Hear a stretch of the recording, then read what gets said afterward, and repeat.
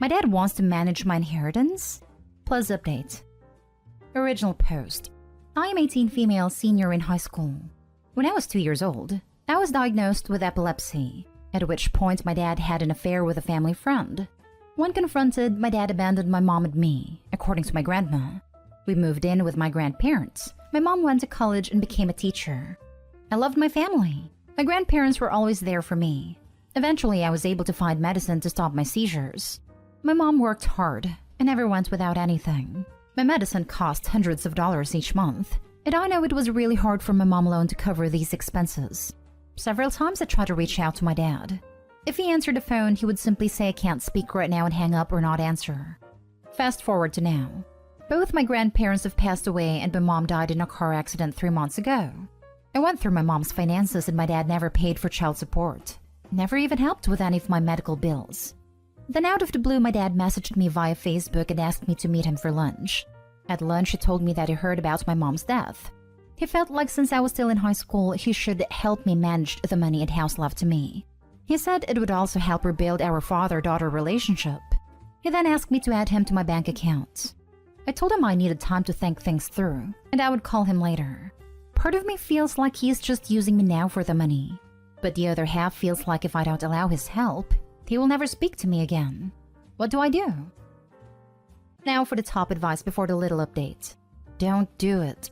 Talk to an attorney, please. Don't end up like Britney Spears. This is the 1OP. Talk to an estate attorney. You could consider explaining your dad's situation to your attorney and get some feedback. Since your mom passed so recently and you're still grieving, you may want to consider asking your attorney about setting up a trust for yourself. If not a trust, some kind of account that accrues a good amount of interest and doesn't allow you to blow through your money faster than you'd like. I'm very sorry about your mom. Good luck, OP. Also, OP, not allowing him to help you would lead him to not speaking to you ever again. That means you already know that he's not actually back in your life to help. You also know that as soon as he gets what he wants from helping you, he'll be gone. It's better to have all your money and no dad than to let that dad take it all and you still won't have a dad. He clearly wants to rob you blind and leave you. I would not trust your dad to do so. Hopefully there is another family member or you can get yourself an attorney to assist you. OP, your dad sounds dangerously selfish and is only thinking of himself. Please go no contact with him, especially since you are in a vulnerable place right now. He hasn't been there for you your whole life. He is a shark. Please avoid him. Considering he's only contacting her now, it's 100% him thinking of himself. If he was genuine, he'd have contacted her before her mother's death. Contact after? He's hoping to take her money to fund his life. Absolutely do not let your dad near your inheritance. Actually, he owes you the child support he never paid. You can't sue him for all the back child support. He never helped your mom nor you in any way, so please do not trust him. He will rob you and you will end up with nothing. You need this money, so if you have anyone that you absolutely trust, go to them and talk to them about this. Add him to bank accounts? Hell no. Ask him where was child support for the past 18 years. Honestly, it's probably best just to keep him out of your life. You didn't need him before, and you don't need him now. And now for the little update. I talked to my dad tonight. I told him that I want him to be more involved by coming to my concerts and graduation the second semester. I also told him that I have a financial advisor and lawyer to help me with the inheritance. He flipped out. He screamed at me that I'm just like my mother and stormed out. My friend's parents asked me to stay a few days with them when they saw me crying. I politely declined and came home. I just don't feel like being around people. So my question now is, what do I say or do if my dad reaches out again? Tell him to buzz off, as he was just there to use you for the money. If he cared about you, he would have paid child support and helped with the medical bills. Also, he would have made time for you when you called. That is not a dad. He is just a sperm donor. Garbage has thrown it out on its own. Don't bring it back inside. He has already shown you who he is. Listen. That proves that it really was all about the money and not about a relationship with you. I know it really sucks to realize that. If this was me, I would make sure to block him everywhere so he can't contact me again. And if he somehow gets through, I would ignore, not respond, tell him to screw off, and hang up. I'm so sorry this happened to you. But know that your life is better without someone like that in it. You're going to be okay. Now for the last story. Update. Girlfriend thinks she's 80% the reason for my success and got mad when I told her she's not. Original post. I have been dating my girlfriend for about 3.5 years now. I am 29 and she is 28. Overall, our relationship is great and we have a good dynamic. Today we hosted some family members because I got a huge promotion. While her mom was congratulating me, she said something along this line that she is 80% the reason for what I have achieved in life. To this, I just said, yeah, you wish. After this, she has been pretty mad at me that I don't appreciate her, which is not true. I do appreciate her and acknowledge her help, but 80% seems a bit too much to me. To be fair to me, it is me who has a double master's and an ACCA qualification. It is also me who has worked 85 hours a week for the last 4 to 5 years. To her, I'm trying to take away her sacrifices and just being an ungrateful douche. It's not like she stayed back and hurt her career for mine. She did also work towards hers but only got a bachelor's and has worked 35 to 40 hours a week for the duration of our relationship. I see this as a little red flag. Not enough to end the relationship, but I would like to get the credit where I deserve it. She says we can talk when I'm ready to acknowledge what she has done to me fairly, which to her is again 80%. How the heck should I deal with this? My mom thinks that I should just agree with her if that makes her happy, but I don't think that's fair to me. Any advice/opinion in my relationship? Edit. Looks like I need to add some info because this is being asked again and again. We don't live together. We had planned to move in together, but due to COVID, we couldn't. We did help each other financially, like loaning each other money, but it was for like 3 months at a time. I don't know why some people here think I'm trying to flex working 85 hours a week, but I'm not. It was info that I thought was essential to give context in the post. 85 hours is no flex, but I had to do it to turn my life around. Me saying above that she only has a bachelor is just in comparison for the sake of this post and to give context. I've not and ever crapped on her achievement and considered them inferior to mine, nor have I ever claimed 80% of what she has achieved. To be honest, if she wouldn't have quantified it, I would have no problem with it. Like, I myself say this that I couldn't have done it without her. But 80%? Now, come on. People also seem interested in why and how I work so much. Well, I have a job like every one of us does, which is 40 hours 6 days a week. And I was also trying to get my business started with my brother, in which I worked 40 to 45 hours 7 days a week. If you average this out, this is equal to 12.5 hours 7 days a week. All that being said, I couldn't leave one or the other.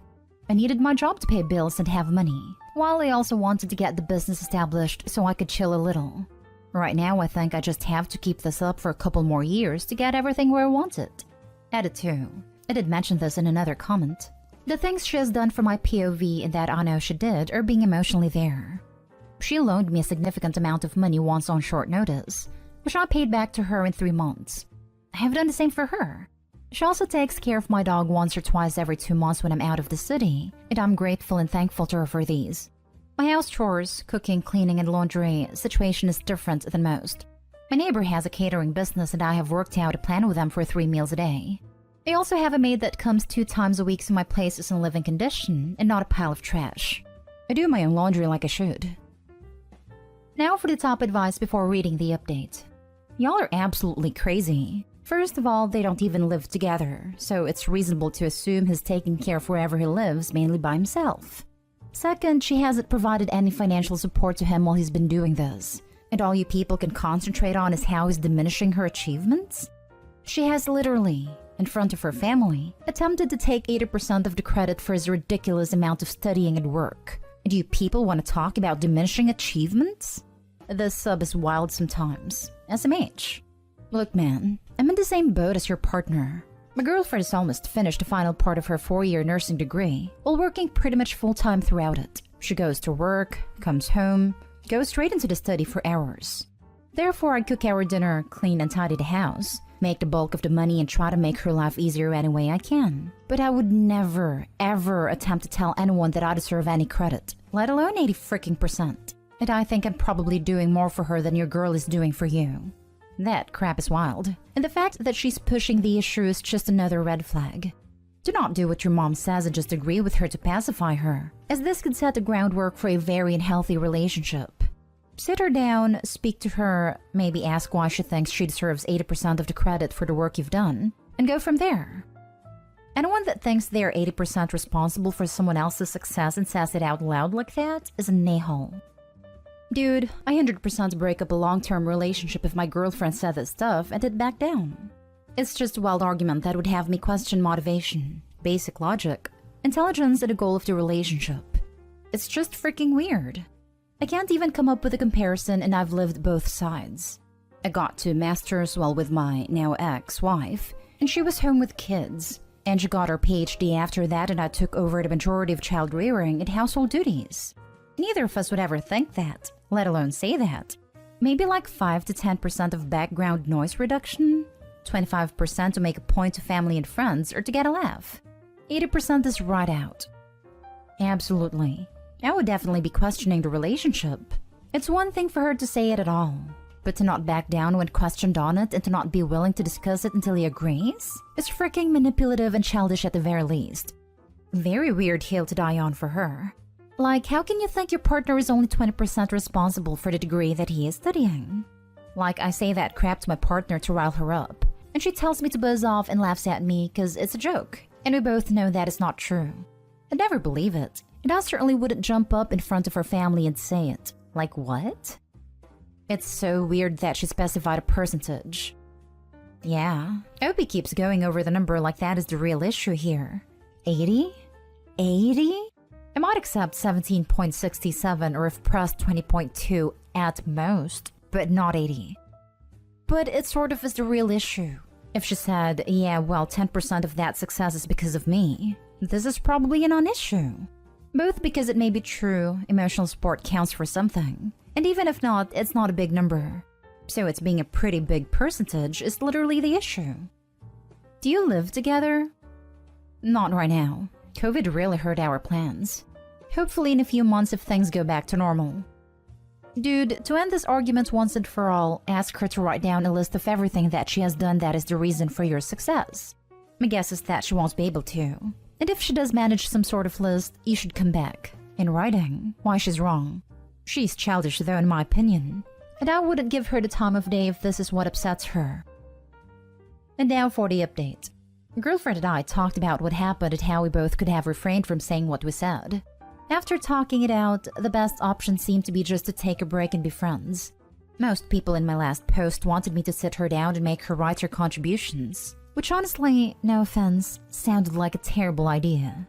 It was too confrontational, and I knew she couldn't have written anything meaningful anyway.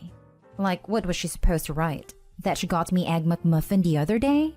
I simply asked her what was going on and why she got so upset when I was dismissive, rightfully in my opinion, of her outrageous claims.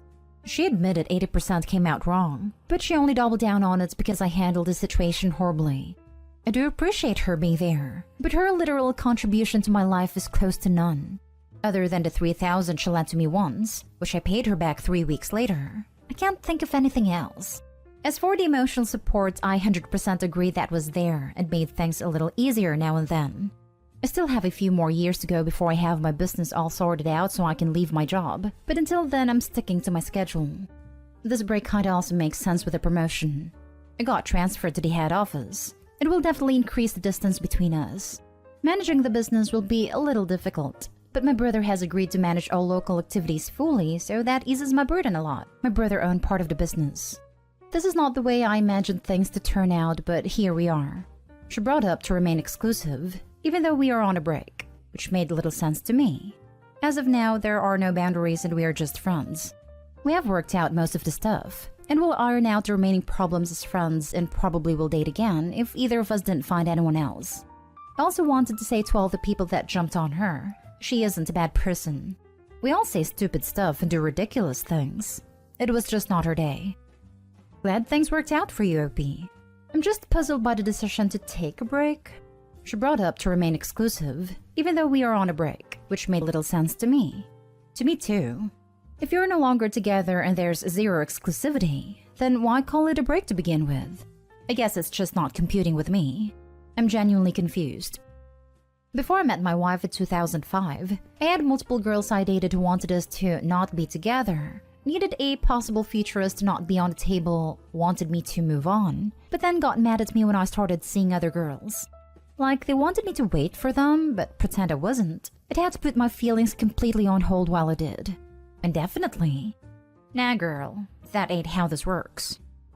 Taking a break seemed like the best option, to be honest, mostly because we still do have feelings for each other. It's just that we haven't been able to do stuff together and not put time into the relationship itself. I made it clear that we can't be exclusive since we aren't together. I think she was thinking more like getting space from each other without breaking up, while I considered it a breakup. Is she on the same page as you now? That you are broken up and not exclusive? In my opinion, if you are planning on getting back together with her, you should save the headache and remain exclusive for now. If you have no intentions of getting back together, then I see where you're coming from. Yes, we are on the same page. We are not exclusive, but I have no plans of sleeping with someone else, and I think she feels the same way. We are just not creating that boundary to avoid resentment if this break lasts a while, you know? Just break up. This break with no boundaries is actually a breakup, but you're keeping her as a backup plan. That's an awful thing to do. Stop leading her on and break up with her properly. You need to explicitly state you are broken up. Right now, it seems like you're keeping her as a backup and hoping for something better. You're leading her on even if you say otherwise. Being on a break implies that the break will have an end and you two will get together. You say you're on the same page, but unless you explicitly say this is a breakup, I don't plan on getting back together with you, she will keep waiting. I doubt that. I'd say she's about 80% over him by now.